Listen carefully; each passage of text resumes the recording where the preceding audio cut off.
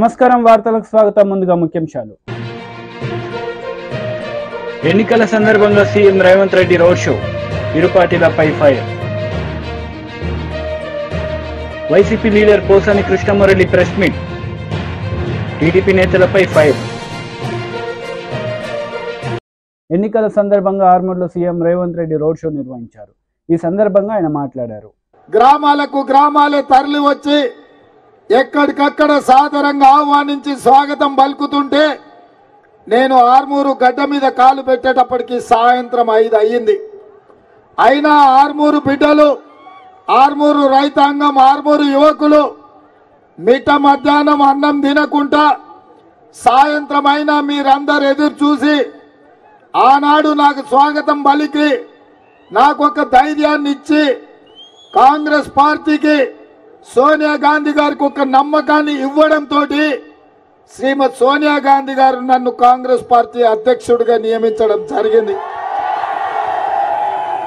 వాస్తవంగా కాంగ్రెస్ పార్టీ అధ్యక్షుడిగా అవకాశం రావడానికి ఆనాడు ఆర్మూర్లో ఈ రైతాంగం చేసిన దీక్ష, ఆనాడు మీరు అండగా నిలబడ్డారు కాబట్టి ఈనాడు పిసిసి అధ్యక్షుడినై రాష్ట్రం నలుమూలలో తిరిగి తండాలలో, గూడాలలో, మారుమూల పల్లెల్లో ప్రతి పేదవాడి తలుపు తట్టి ప్రతి పేదవాడి గుండెకు చేరుకొని ప్రజల్ని సమన్వయం చేసి 4 కోట్ల ప్రజల్ని కాంగ్రెస్ పార్టీ వెంట నడిపించినందుకు ఈనాడు ప్రజలు ఆశీర్వదించి 65 సీట్లు గెలిపించి తెలంగాణ రాష్ట్రానికి ముఖ్యమంత్రిగా చేసి మళ్ళీ ఈరోజు ఆర్మూర్ అంబేద్కర్ చౌరస్తాలో తెలంగాణ రాష్ట్ర ముఖ్యమంత్రిగా మీ ముందల నిలబడి నేను ఈరోజు మాట్లాడుతున్న మిత్రులారా, ఈరోజు నేను ఈ స్థాయికి చేరడానికి ఆనాడు ఆర్మూరు రైతాంగం అండగా నిలబడడమే ఈరోజు ఎంతో ఉపయోగపడ్డది అని చెప్పి నేను మీ ముందు చెప్పదలుచుకున్నా। మిత్రులారా, ఈరోజు మీరు ఆలోచన చేయండి, 2014లో 100 రోజుల్లో చక్కెర కర్మాగారం తెరుస్తా అని మాట ఇచ్చి చంద్రశేఖరరావు కుమార్తె కల్వకుంట్ల కవిత ఎన్నికల బరిలో దిగింది।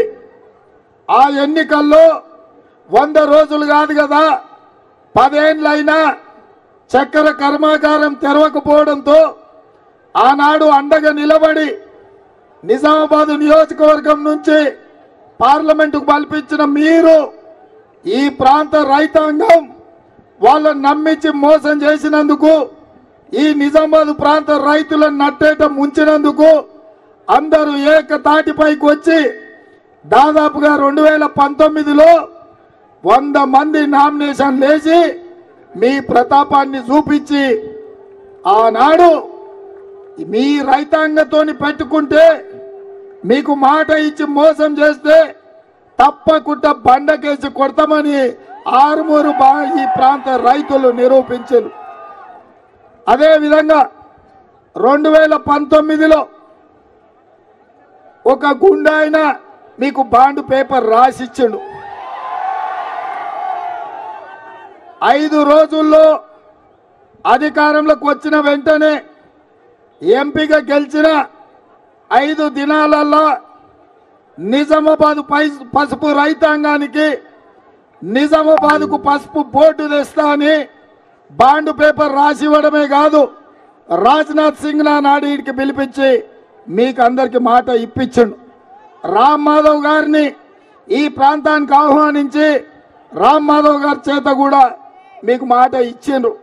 మీరు అనుకున్నాడు మావాడే మా బిడ్డనే పసుపు బోర్డు ఇప్పిస్తా అంటున్నాడు కదా, పసుపు రైతాంగాన్ని ఆదుకుంటా అంటున్నాడు కదా, అందుకే కవితను బండకేసి కొట్టి ఈ గుండును పార్లమెంటుకు మీరు పంపించింది। నేను ఇవాళ మా ఆర్మూరు యువకుల్ని నేను అడుగుతున్నా, 5 ఏళ్ళు అయిపోయింది, మోడీ ప్రధానమంత్రి అయి 10 ఏళ్ళు అయిపోయింది, మళ్ళా ప్రధానమంత్రి గారు వచ్చి టీడీపీ ఎమ్మెల్సీ అశోక్ బాబు మీడియా సమావేశం నిర్వహించారు। ఈ సందర్భంగా సీఎం జగన్ పై ఆయన మండిపడ్డారు। రేపు ప్రభుత్వం రాగానే మెగా డిఎస్సి పెడతాం, టీచర్లు లేకుండా, టీచర్లకు ట్రైనింగ్ లేకుండా ఇంగ్లీష్ మీడియం ఎట్లా రన్ అవుద్ది? వాళ్ళని లిక్కర్ షాపుల దగ్గర బాత్రూమ్ ఫోటోలు తీయమని చెప్పి వాళ్ళని అవమానించి వాళ్ళ గౌరవాన్ని గంగలో కలిపి వాళ్ళని సెకండ్ గ్రేడ్ సిటిజన్స్గా ట్రీట్ చేస్తూ నువ్వు విద్యా విధానం గురించి మాట్లాడతావు. కాబట్టి ఈ రాష్ట్రంలో విద్య నాశనమైనంతగా భారతదేశంలో ఏ రాష్ట్రం కూడా విద్యా వ్యవస్థ నాశనం కాలేదు. దానికి కారణం జగన్మోహన్ రెడ్డి మూర్ఖత్వం. అతను నేషనల్ ఎడ్యుకేషన్ పాలసీ తీసుకురావడం వల్ల ఆ స్కూళ్ళన్నీ కూడా మెర్జ్ అయిపోయి అంగన్వాడీలని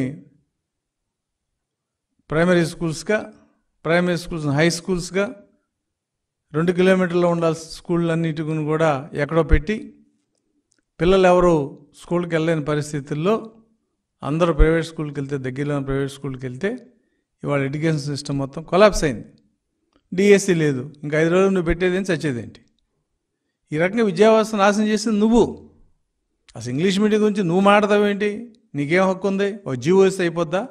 ఆ జీవోతో మేము కూడా ఇచ్చాం. ఆల్ మున్సిపల్ హై స్కూల్స్ వాటిలో ఇంగ్లీష్ మీడియం కావాలని చెప్పి పెడితే నారాయణ గారి టైంలో టీచర్ సంఘాలు వచ్చి రిక్వెస్ట్ చేసినాయి, సార్ ఇలా సడన్గా పెడితే ఎట్టా, మాకు ట్రైనింగ్ సిలబస్ అంతా ఇంగ్లీష్ మీడియంలో ఉండాలి, మాకు ట్రైనింగ్ ఇవ్వాలి, నెక్స్ట్ అకాడమిక్ ఇయర్ నుంచి పెట్టుకోండి, మాకు అబ్జెక్షన్ లేదంటే దాన్ని వాయిదా వేయడం జరిగింది. ఇవాళ నువ్వు జీవో ఇచ్చావు, అయిపోయింది, నీ బాధ్యత అయిపోయింది. ఇంగ్లీష్ మీడియం పెట్టేసాం. దానికి టీడీపీ అడ్డుపడుతుంది. ఇంత దుర్మార్గమైన ప్రచారం బహుశా రాజకీయ వ్యవస్థలో ఎక్కడ చూడలేదు. ఇక మూడోది ఆరోగ్యశ్రీ. ఇవాళ 1500 కోట్లు నెట్వర్క్ హాస్పిటల్స్ బాకీ ఉన్నామని చెప్పి వాళ్ళు లెటర్ ఇచ్చారు. ASHA, association of speciality super speciality hospitals, నువ్వు 1500 కోట్లు బకాయి ఉన్నావు కాబట్టి ఆ 15 కోట్లు చెల్లిస్తేనే మేము ఆరోగ్యశ్రీ ట్రీట్మెంట్ చేస్తామని చెప్పి. ఇది ఇవాళ సమస్య కాదు. ఎంప్లాయీస్ ఈహెచ్ఎస్ ఆపేశారు. ఎప్పుడైతే జగన్మోహన్ రెడ్డి ప్రభుత్వంలోకి వచ్చాడో 1 నెల 2 నెలలు 3 నెలలు అది సక్రమంగా నడిచింది. అక్కడి నుంచి డబ్బులు ఇవ్వకుండా వాళ్ళు ఆపేయటం, గవర్నమెంట్ పిలిచి బెదిరించడం, లొంగకపోతే ఒక 500 కోట్లు 400 కోట్లు ఇచ్చి ఇదిగో డబ్బులు ఇస్తున్నాం మీరు కంటిన్యూ చేయండి. అలా ఆరోగ్యశ్రీని ఏ రోజున కూడా సవ్యంగా నడిపిన దాఖలా లేవు. ఇవాళ టీడీపీ ఏం చెప్తుంది? ప్రతి కుటుంబానికి రాష్ట్రంలో అంటే ఆర్థిక స్థాయితో సంబంధం లేకుండా ఒక మెరుగైన ఇన్సూరెన్స్ స్కీమ్, అంటే ప్రతి కుటుంబానికి 25 లక్షల రూపాయల వరకు ఇన్సూరెన్స్ స్కీమ్ తీసుకొస్తాము. ఎవరు కూడా జేబులో రూపాయి, నువ్వు 1000 రూపాయలు దాటితే ఆరోగ్యశ్రీ పెడతా అన్నావు, ఎక్కడ పెట్టిందా? నా కేసే నేను చెప్తున్నాను. నేను సర్జరీ చేయించుకుంటే అది దాదాపుగా 4 లక్షలు అవుతే నాకు 1,60,000 మాత్రం వచ్చినాయి. ఎందుకంటే అన్ని ప్యాకేజీ రేట్లకి హాస్పిటల్స్ ఎవరు చేయట్లా. వాళ్ళకి లాభం వస్తే చేస్తున్నారు. డెంటలు, మోకాలు కీలు మార్పిడి, ఐలో కొన్ని ఏదైతే ప్యాకేజ్ మాకు పర్లేదు, డబ్బులు వర్కౌట్ అవుతుంది అనుకుంటే ఆ ప్యాకేజ్ చేస్తున్నారు, మిగతా ప్యాకేజ్ చేయట్లేదు. వైసీపీ లీడర్ పోసాని కృష్ణమురళి మీడియా సమావేశం నిర్వహించారు. ఈ సందర్భంగా ఆయన మాట్లాడారు. 6,000 ఎప్పుడు వస్తాయి? 5-6 నెలలు వస్తాయి. మళ్ళీ ఎప్పుడు వెయిట్ చేస్తారు ఈ పేదోళ్ళు? మళ్ళీ 5 ఏళ్ళు తర్వాత మళ్ళీ ఎలక్షన్లు వస్తాయి, అప్పుడు మనకు డబ్బులు వస్తాయి కదా అని అప్పటిదాకా వెయిట్ చేస్తూ ఉంటారు. ఒక జీవోత్సవాల్లాగా. ఇది వద్దు, పేదవాడు జీవోత్సవం కాదు, పెద్దవాడు జీవోత్సవం కాదు అని చెప్పి ఈ పథకాన్ని ప్రవేశపెట్టాడు. దీనికి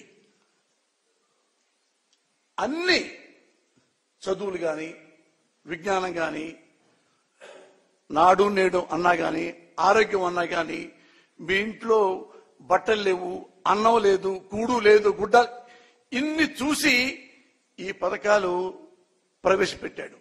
మీరు అనుకుంటున్నారు పంచుతున్నారు అనుకుంటున్నారు.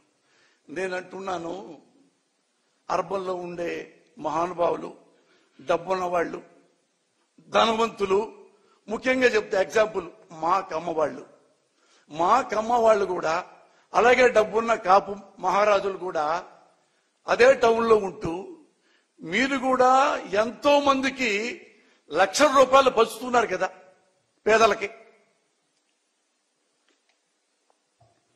పేదలు, నేను కమ్మవాణ్ణి, అరే ఊళ్ళలో మనకు అమ్మవాడు ఉన్నాడు, వీడు బాగా చదువుతున్నాడు, వీడి డబ్బులు లేవు అని వాడికి 10,000 5,000 ఇచ్చుకుంటూ ఈ మనం ఇస్తే వాడు చదువుకొని మనలాగే పెద్దాడవుతాడు కదా అని వీళ్ళు డబ్బున్న కమ్మవారు డబ్బు లేని పేదవాళ్ళకి, డబ్బున్న కాపు నాయకులు రాజకీయ నాయకులు కాదు, గుంటూరులో ఉన్నా చూడండి మన మహానుభావుడు గుంటూరులో తులసి రామచంద్ర ప్రభు, అతను కొన్ని వందల కాదు వేలాది మంది కాపు కుర్రోళ్ళకి అమ్మాయిలకి అబ్బాయిలకి తన సొంత డబ్బులతో లక్షల్లో చదివిస్తున్నాడు. అలా మీరు డబ్బులు ఇస్తున్నారు కదా. అలాగే నేనే ఎగ్జాంపుల్, నేను ఇక్కడికి పేదవాడిని, నేను 7th క్లాస్ పెద్దకాకంలో చదివా. ఆ తర్వాత భయం, మా నాన్న నన్ను బరిగుడ్లు తిప్పుతాడేమో, పొలంలో కూలీకి పంపిస్తాడేమో అంటే మా నాన్న నా ముఖం చూసి బాధపడి ఈ ఏడ బాగా చదివితే బాగుండేది తీసుకెళ్లి మోతడకలో పెట్టాడు. తెలుసు మీకు మోతడక ఇక్కడ అమరావతి రోడ్లో. అక్కడ అయిన వాళ్ళు ఇటు నా బిడ్డను చదివించండి, నేను డబ్బులు ఇవ్వలేకపోతున్నానంటే ఆ దయతో 10th క్లాస్ చదివా. 10th క్లాస్ మంచి మార్కులతో పాసే, దగ్గర ఫస్ట్ క్లాస్తో. మళ్ళీ మా నాన్న ఎదురుగుంటుంటే మా నాన్న మళ్ళీ నా ముఖంకు చూశాడు. నేను ఇట్ట తలుపుతుంటే మళ్ళీ నేను బరిగుడ్లు కాపిస్తాడేమో అంటే మళ్ళీ తీసుకెళ్లి జేకేసీ కాలేజీ స్టూడెంట్ ఎంకేఆర్ గారు, మరుపూడి కోటేశ్వరరావు గారు మా పెద్దకాకని మా నాన్నకి తెలుసు. అరే కోటేశ్వరరావు వీడు బాగా చదువుతున్నాడు రా, మా నా దగ్గర డబ్బులు లేవు, నువ్వేమైనా సహాయం చేస్తావా? వాడు నాకు వదిలేయి సుబ్బారావు. ఆయన నన్ను తీసుకెళ్లి జేకేసీ కాలేజీలో జరిపించారు. ₹1 కూడా మా దగ్గర లేదు, ప్రామిస్లో ఏమంటే లేంగి ₹1 కూడా లేదు. అక్కడి నుంచి గుజ్జనగోళ్ళు ఉంది గుంటూరులో ఎక్కడో జేకేసీ కాలేజీ, మా ఊరు పెదకాకని. ఇక్కడ నుంచి బస్ ఎక్కి వెళ్ళాలి, బస్ స్టాండ్ లో దిగి మళ్ళీ బస్ ఎక్కి జేకేసీ కాలేజీకి వెళ్ళాలి. ₹1.5 2 రోజు అవుతాయి. మా ఇంట్లో పావలా కూడా లేదు. ఎట్టా అంటే పాప ఆ ఎంకేఆర్ గారు నన్ను కమ్మ హాస్టల్లో చేర్పించాడు. కమ్మ హాస్టల్లో చేర్పిస్తే కమ్మ హాస్టల్లో అంత డబ్బులు మనం ఎక్కడ కడతాం? కమ్మ హాస్టల్లో నర్సాపూర్లో మాజీ సీఎం కేసీఆర్ రోడ్ షో నిర్వహించారు. ఈ సందర్భంగా ఆయన ప్రసంగించారు. కోతలైన కల్లాలైన ఇప్పుడు రైతు బంద్ వేస్తా అంటారు. ఇంతకన్నా పెద్ద జోక్ ఇంకేమైనా ఉంటుందా? కాబట్టి నేను అనేది ఏంటంటే ఒక తల లేకుండా తోక లేకుండా ఈ ప్రభుత్వం అనేక రకాలుగా తెలంగాణను నష్టపరుస్తూ ఉంది. కరెంటు కోతలు పెట్టడం వల్ల హైదరాబాద్ నగరంలో పరిశ్రమలు వెళ్ళిపోయే పరిస్థితి ఉంది. ఐటీ ఇండస్ట్రీ దెబ్బతినే పరిస్థితి ఉంది. మన నర్సాపూర్ ప్రాంతానికి వస్తే బ్రహ్మాండంగా నేను కోమటి బండల నుంచి ప్రత్యేకమైన లైన్ వేయించిన మంచినీళ్ళు బాగా రావాలని, కాళేశ్వరం ప్రాజెక్టుతోని నర్సాపూర్ లింక్ కావాలని, ఇక్కడ 1,50,000 ఎకరాలకు నీళ్లు రావాలని మన శంకరంపేట నుంచి కాలువలు తవ్వుతా ఉన్నారు. అవన్నీ మీ కళ్ళ ముందట్టే ఉన్నాయి. మల్లన్న సాగర్ నుంచి ఒకసారి నీళ్లు రావడం మొదలైతే నర్సాపూర్ బంగారు తునుక అవుతుంది. దాన్ని మనం ఇవాళ ఈ కాంగ్రెస్ ప్రభుత్వం చేస్తుందనే నమ్మకం నాకు లేదు. దానికోసం ఆ కాలువ పూర్తి కావాలి, మల్లన్న సాగర్ నుంచి బ్రహ్మాండంగా నర్సాపూర్కు నీళ్లు రావాలి అంటే ఎంపీగా వెంకటరామరెడ్డి సార్ గెలవాలి. ఎందుకంటే మనందరం కలిసి యుద్ధం చేస్తే తప్ప ఈ ప్రభుత్వం నీళ్ళు ఇచ్చేటువంటి ఆచారంలో లేదు. మనకు అర్థమైతా ఉంది. ఏ ఒక్క హామీ నెరవేర్చలే, ఇంకా నెరవేర్చే ఆశ కూడా లేదు. మనకు ఇబ్బంది కలుగుతూ ఉంది. అటు విద్యార్థి లోకాన్ని గోల్మాల్ చేసినారు, అన్ని రకాలుగా కూడా ఇబ్బందుల పాలు చేస్తూ ఉన్నారు. కేసీఆర్ ఎన్ని రకాలుగా నర్సాపూర్ అభివృద్ధి చేసిండో మీకు తెలుసు. మున్సిపాలిటీకి నేను 25 కోట్ల రూపాయలు ఇచ్చిన, వాటిని కూడా వాపసు తీసుకొని పోతా ఉన్నారు. గ్రామాల డెవలప్మెంట్ కోసం కూడా డబ్బులు ఇచ్చినాం, వాటిని కూడా వాపసు తీసుకొని పోతా ఉన్నారు. ఏ రకంగా కూడా క్యాన్సిల్ చేయడమే తప్ప ఏ విధంగా మనకు ఖచ్చితంగా వాళ్ళు ఇచ్చేటువంటి పరిస్థితి లేదు.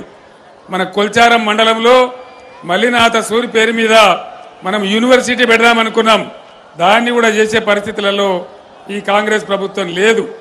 అదేవిధంగా బీఆర్ఎస్ గవర్నమెంట్ ఉన్నప్పుడు హల్దీ వాగు మీద, మంజీర నది మీద ఎన్ని చెక్ డ్యాములు నేను కట్టించినో మీకు తెలుసు. 10 చెక్ డ్యాములు కట్టినాం, దాంతో పంటలు బ్రహ్మాండంగా పండించుకున్నాం. దాన్నంతా కూడా ఇలా దెబ్బతీసేటువంటి పరిస్థితి వస్తూ ఉంది. అంటే తాగునీళ్లు రావు, సాగునీళ్లు రావు, కరెంటు రాదు, పేదల సంక్షేమం లేదు. ముసలోళ్లకు 2000 రూపాయలు మనం పెన్షన్ ఇచ్చినాం, వీళ్ళు 4000 ఇస్తామన్నారు. వచ్చినాయా 4000 రూపాయలు? వచ్చే నమ్మకం ఉన్నదా? అంటే ఈ విధంగా ఏ ఒక్క హామీ నెరవేర్చలే. ప్రతిదానికి ఏదో కొండి పెట్టడం, తొండి పెట్టడం, అబద్ధాలు చెప్పడం. పైగా వాళ్ళ నాయకుడు రాహుల్ గాంధీ వచ్చి మొన్న నిర్మల్లో మాట్లాడుకుంటూ గవర్నమెంట్ ఆల్రెడీ 2500 రూపాయలు ఇస్తా ఉన్నదని చెప్పినారు. మహిళలకు, ప్రతి ఇంట్లో మహిళలకు 2500 ఇస్తామన్నారు. వచ్చిందా? ఒక్కలకు కూడా రాలేదా? నర్సాపూర్ కాడ వచ్చిందట కదా, తెత్తానే మదన్ రెడ్డి కాంగ్రెస్లో వచ్చిందట కదా, తేలేదా మదన్ రెడ్డి? నిజమా? మరి ఎందుకు పోయిండా మదన్ రెడ్డి?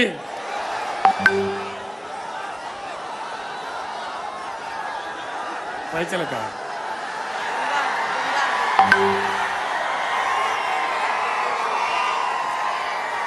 మీ అందరికి కూడా నా చరిత్ర, మదన్ రెడ్డి చరిత్ర తెలుసు. అప్పుడు తెలుగుదేశంలో ఉన్నప్పుడు ఎమ్మెల్యే ప్రయత్నం చేస్తామంటే ఓడిపోయిండు. 2 సార్లు ఎమ్మెల్యే చేసింది కేసీఆర్ కదా. మరి 70 ఏళ్ల వయసులో ముసల్తనానికి కుసుమగుడాలన్నట్టు ఎవరిని ఉద్ధరిద్దామని పోయినట్టు మదన్ రెడ్డి? ఏం చేద్దామని పోయినట్టు? ఈ ధర్మమేనా? మనందరినీ ఇడిచిపెట్టిపోయిన మదన్ రెడ్డికి మీరే బుద్ధి చెప్పాలని చెప్పి నేను కోరుతా ఉన్నా.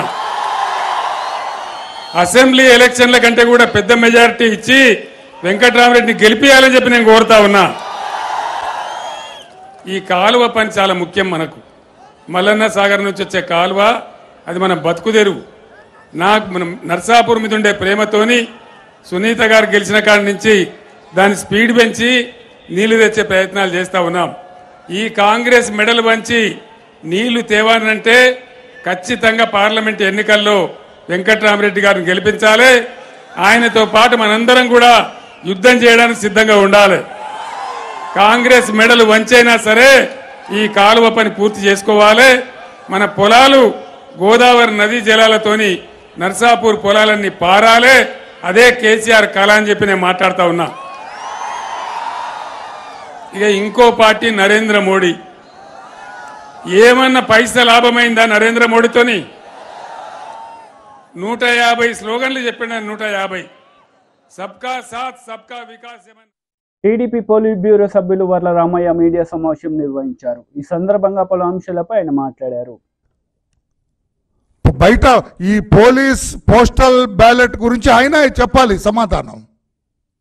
అందుకే కొత్తగా వచ్చిన డీజీ గారిని కూడా మేము కోరుతూ ఉన్నాము. అయ్యా, మీరు కూడా అర్థం చేసుకోండి, చాలామంది విధి నిర్వహణలో బయట రాష్ట్రాల్లో ఉన్నారు, మన రాష్ట్రానికి చెందిన పోలీస్ అధికారులు, సిబ్బంది. వాళ్ళందరినీ కూడా ఎన్నికలకి పిలిపించండి. 13వ తారీఖున ఓటేస్తారు, మళ్ళీ 14న కావాలంటే వెళ్తారు. మహారాష్ట్రలో 20వ తారీఖు వరకు మహారాష్ట్రలో లేదు పోలింగ్. మీ నోడల్ ఆఫీసర్ మీరు కూడా దీని మీద స్పందించి అవసరమైతే nodal officer let him go to election commission. Me police nodal officer has to go to Delhi. Delhi వెళ్ళి కూర్చొని వాళ్ళకి ఆర్డర్స్ ఇప్పించాలా, వాళ్ళకు ఒక మూమెంట్ ఆర్డర్ ఇవ్వాలి. మహారాష్ట్ర నుంచి వెళ్ళండి ఆంధ్రప్రదేశ్కి, మీ ప్రాంతాలకు వెళ్ళండి, ఓటు వినియోగించుకోండి, మరలా తిరిగి రండి. ఒకవేళ అది క్లిష్ట పరిస్థితులు అయినట్లయితే మీరు పోస్టల్ బ్యాలెట్ వినియోగించే అవకాశాన్ని వాళ్ళకు కల్పించండి అని చెప్పి కూడా డీజీ గారిని కోరుతున్నాం. పోలీస్ నోడల్ ఆఫీసర్ ఎవరో వారిని కూడా మేము కోరుతున్నాం. ఏ ఒక్క పోలీస్ అధికారి కూడా, పోలీసు సిబ్బంది కూడా ఓటు వేయకుండా ఉండే పరిస్థితులు ఉండటానికి వీలేదు. ప్రతి పోలీస్ అధికారికి, ప్రతి పోలీస్ సిబ్బందికి కూడా ఓటు వినియోగించే హక్కు కల్పించండి. ఆ హక్కుని కాలరాయటానికి వీలేదని చెప్పి కూడా తెలియజేస్తూ మేము సెంట్రల్ ఎలక్షన్ కమిషన్ కూడా కోరుతున్నాం. వెంటనే స్పందించండి. టైం కూడా లేదు, వాళ్ళు మహారాష్ట్ర నుంచి రావాలి. వాళ్ళందరినీ పిలిపించి వారి వారి బెటాలియన్స్కి వెళ్ళి అక్కడ ఓటు హక్కు వినియోగించుకునే అవకాశాన్ని కల్పించమని చెప్పి కూడా మేము కోరుతున్నాం. ఇక్కడ ఇంకా రాష్ట్రంలో హోంగార్డ్స్ దాదాపు 25,000 మంది పైచిలకు హోంగార్డ్స్ ఉన్నారు. ఈ జగన్మోహన్ రెడ్డి గారు 5 ఏళ్ల కాలంలో వాళ్ళ పరిస్థితి చాలా దయనీయంగా ఉంది. హోంగార్డ్స్ పరిస్థితి వాళ్ళకు రావాల్సిన జీతం కావచ్చు, జీతభత్యాలు సరిగా ఇవ్వటంలో జగన్మోహన్ రెడ్డి ప్రభుత్వం ఘోరంగా విఫలమైంది. చాలా ఈతి బాధలతో ఇబ్బందులు పడుతున్నారు హోంగార్డ్స్ అంతా కూడా. వాళ్ళ బాధలు తెలిసిన వాడిగా ఈరోజు తెలుగుదేశం పార్టీలో జాతీయ ప్రధాన కార్యదర్శిగా, పొలిట్ బ్యూరోలో ఒక మెంబర్గా నేను వరలరామయ్య గారు నేను చెబుతున్నా, హోంగార్డ్స్ సోదరులారా, తెలుగుదేశం పార్టీ అధికారంలోకి వస్తుంది, తప్పకుండా మీ జీవన ప్రమాణాలని మెరుగైన రీతిలో మెరుగుపరుస్తుందని చెప్పి కూడా నేను మా చంద్రబాబు నాయుడు గారి తరఫున మీకు హామీ ఇస్తున్నాను. నేను మీరేమీ అధైర్యపడొద్దు, తెలుగుదేశం పార్టీ అధికారంలోకి వస్తుంది, తప్పకుండా మీ జీవన ప్రమాణాలు పెంచుతుందని చెప్పి కూడా నేను మీ అందరికీ హామీ ఇస్తున్నా. మీ వాడిగా, మీ ఇబ్బందులు తెలిసిన వాడిగా నేను తెలియచేస్తున్నా. అంతేకాదు, మీకు రావాల్సిన బకాయిలన్నీ కూడా అధికారంలోకి వచ్చిన వెంటనే మా అధ్యక్షులు వారు చంద్రబాబు ఆయన కూడా పోలీసు వ్యవస్థ అన్న, మీ హోంగార్డ్స్ అన్న కూడా చాలా ఆయన మీ పట్ల చాలా సానుకూలంగా ఉంటారు. అందుకని మీ అందరికి విజ్ఞప్తి చేస్తున్నా, మీ డోంట్ బి డిజార్టెన్, మీరేమీ అభద్రతా భావానికి లోనవద్దు. మీరు తప్పకుండా కూటమి అధికారంలోకి వస్తుంది, చంద్రబాబు నాయుడు గారు ముఖ్యమంత్రి అవుతారు, మీకు రావాల్సిన పాత బకాయిలన్నీ కూడా వెంటనే చెల్లించి ఏర్పాటు చేస్తాం. మీ ఫ్యామిలీస్కి కూడా కావలసిన ఈ హెల్త్ ఇన్సూరెన్సెస్ కానీ, మీకు వ్యక్తిగతంగా హెల్త్ ఇన్సూరెన్స్ కానీ ఇవన్నీ కూడా చంద్రబాబు నాయుడు గారికి తెలియజేసి ముఖ్యమంత్రిగా ఆయన మీ పట్ల సానుకూలంగా వ్యవహరించేటట్లుగా చూస్తామని చెప్పి కూడా మీ వాడిగా నేను మీ అందరికీ హామీ ఇస్తాను. మహిళా కమిషన్ మాజీ చైర్పర్సన్ వాసిరెడ్డి పద్మ మీడియా సమావేశం నిర్వహించారు. ఈ సందర్భంగా పలు అంశాలపై ఆమె మాట్లాడారు. అటాక్లకి ఒక ఉసిగొలుపుతున్నారు. పైన అధిష్టానం సంకేతం లేకుండా, చంద్రబాబు గారి సంకేతం లేకుండా ఈ రోజున హోమ్ మినిస్టర్ మీద, దళిత మహిళ మీద దాడులకు పాల్పడేటటువంటి ధైర్యం తెలుగుదేశం పార్టీ నాయకులు చేస్తారా? ఇది డైరెక్ట్ గా చంద్రబాబు ప్రోద్బలంతో జరుగుతున్నటువంటి దాడులు అనడానికి ఎటువంటి సందేహం ఇవాళ మాకు కలగడం లేదు. గతంలో కేంద్ర హోమ్ మినిస్టర్ అమిత్ షా మీద తిరుపతిలో రాళ్లేయించినటువంటి గనులు ఈ తెలుగుదేశం పార్టీ వాళ్ళు. అంటే మీకు కేంద్ర హోమ్ మినిస్టర్ అంటే లెక్కలేదు, రాష్ట్ర హోమ్ మినిస్టర్ అంటే లెక్కలేదు, మహిళలంటే లెక్కలేదు, దళితులంటే లెక్కలేదు. ఇష్టానుసారంగా మీరు దాడులకి రాళ్లతోటి కర్రలతోటి దాడులకి పాల్పడతారు. మీరు ఈ రోజు జగన్మోహన్ రెడ్డి గారి ప్రభుత్వము అరాచకాలు అని చెప్పి మాట్లాడతారు. చంద్రబాబు అరాచకాల గురించి మాట్లాడేటటువంటి అర్హత మీకుందా? ఇవాళ ఎవరు ప్రతిపక్షంలో ఉండి కూడా కవ్వింపు చర్యలకి, దాడులకి పాల్పడుతుంటే సంయమనం పాటిస్తూ అధికారంలో ఉన్నా కూడా, అధికార గతం 5 ఏళ్లుగా కూడా సంయమనం పాటిస్తూ ఈ రోజున పరిపాలన జరగాలి, పేద ప్రజలకు మంచి జరగాలి, మహిళలకు మేలు జరగాలి తప్ప వాళ్ళు కవ్వించినా సరే దాడులకి కానీ లేకపోతే మరొక దానికి కానీ పాల్పడొద్దు అనేటటువంటి కంట్రోల్ చేసింది జగన్మోహన్ రెడ్డి గారు. ఈ రోజున ఎన్నికల సమయంలో కూడా కనీసం ప్రజలేమనుకుంటారు, మహిళలేమనుకుంటారు, దళితులేమనుకుంటారు అనేటటువంటి ఒక సంకోచం కూడా లేకుండా మీరు దాడులకు పాల్పడుతున్నారంటే ఎలాగైనా సరే కొట్టైనా, తిట్టైనా, అవసరమైతే చంపైనా అధికారంలోకి రావాలి అనేటటువంటి స్టాండ్ తీసుకున్నారా చంద్రబాబు గారు అనే అనుమానం కలుగుతా ఉంది. ఎందుకంటే అసలు నిన్న జరిగినటువంటి దాడి హోమ్ మినిస్టర్ ఇంటిపైన ఆవిడ ప్రచారంలో ఉన్నారు, ఎటువంటి కవ్వింపు చర్యలు లేవు, కనీసం ఎదురెదురు పడినటువంటి సంఘటన కూడా లేదు. ప్రచారంలో ఉన్నటువంటి కార్యకర్తల మీద దాడులు చేసుకుంటూ ఆఫీసులో లోపల ఇంట్లో హోమ్ మినిస్టర్ ఉంది, ఆవిడ్ని కొట్టాలి అనేటటువంటి దాంతో మీరు తలుపులు పాలగొట్టి కర్రలతోటి దాడి చేసేటటువంటి ప్రయత్నం చేశారంటే ఇదెంత దుర్మార్గమైనటువంటి విషయం. అంటే ఎలక్షన్ కమిషన్ ని మేము ఏదైనా ప్రభావితం చేయగలం, ఇవాళ కేంద్రంతో బీజేపీతో మేము జతకట్టాం కాబట్టి మీరు ఏం చేసినా చెల్లుతుందనేటటువంటి ఒక పరిస్థితిలో మీరేమన్నా ఉన్నారా? ఇవాళ ఎన్నికల కమిషన్ మీద ఒత్తిడి తీసుకొస్తున్నారు. గతంలో ఎప్పుడూ లేనటువంటి విధంగా అమల్లో ఉన్నటువంటి పథకాలకి ఈసీ బ్రేక్లు వేస్తా ఉంది. కాబట్టి హోమ్ మినిస్టర్ పైన దాడులు చేసినా లేకపోతే మహిళల పైన దాడులు చేసినా కూడా ఎలక్షన్ కమిషన్ మమ్మల్ని ఏమీ అనదు, మమ్మల్ని కంట్రోల్ చేయదు అనేటటువంటి భరోసా ఏమైనా చంద్రబాబు గారికి లభించిందా? అందుకని ఇలాంటి దాడులకు తెగబడుతున్నారా అనేటటువంటిది ఈ రోజు అర్థం చేసుకోవాల్సినటువంటి అవసరం ఉంది. ఈ రోజు మహిళలకి సంబంధించినటువంటి విషయాల మీద 5 ఏళ్లుగా ఈ రాష్ట్రంలో ఆత్మగౌరవాన్ని గాని గౌరవాన్ని గాని పెంచేటటువంటి విధంగా మహిళా సాధికారిత అంటే ఏంటో చేసి చూపించి ఈరోజు మహిళలకి అండగా నిలబడినటువంటిది ప్రభుత్వం. ప్రతి పథకము ఈ రోజు మహిళలను ఉద్దేశించి డీబీటీ ద్వారా డైరెక్ట్ గా నేరుగా మహిళ అకౌంట్ లోకి డబ్బందేలాగా చేశాం. అదేవిధంగా 30 లక్షల మంది మహిళలకి జగన్మోహన్ రెడ్డి గారు ఇళ్ల పట్టాలు ఇచ్చి వాళ్ళని ఇంటి యజమాని చేసి గౌరవించినటువంటి పరిస్థితి. కానీ ఇవాళ చంద్రబాబు ఏం మాట్లాడుతున్నాడు? చంద్రబాబు మహిళల్ని ఎంత కించపరుస్తూ మాట్లాడుతున్నాడు? వార్తలు ముగించే ముందు ముఖ్యాంశాలు మరోసారి.